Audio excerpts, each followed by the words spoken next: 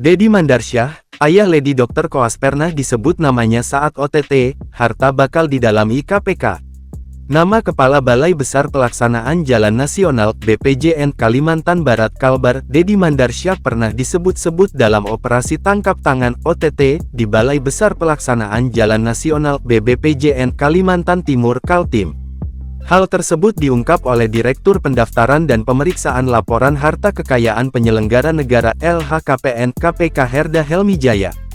KPK semakin kuat untuk melakukan pendalaman terhadap kekayaan Deddy sebesar 9,4 miliar rupiah. Gegara hal tersebut saat KPK menangani kasus OTT BBPJN Kaltim akhir 2023, nama yang bersangkutan sebetulnya juga sudah disebut-sebut, ujar Herda kepada Kompas.com, Minggu, tanggal 15 Desember tahun 2024.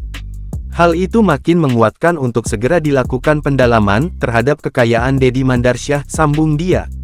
Herda menjelaskan, jika KPK sudah memiliki data yang kuat, maka mereka akan memeriksa Deddy. Dia memperkirakan Deddy akan dipanggil KPK dalam 2 pekan ke depan untuk diklarifikasi. Kalau kita sudah memiliki data kuat untuk kemudian dilakukan konfirmasi dan klarifikasi, pasti pada akhirnya yang bersangkutan akan segera kita panggil, imbuh Herda. Diketahui, nama Deddy mencuat lantaran dikaitkan dengan kasus penganiayaan Dr. Koas di Palembang bernama Muhammad Lutfi. Deddy disebut merupakan dari ayah Dr. Koas berinisial LD yang diduga menyebabkan penganiayaan itu terjadi.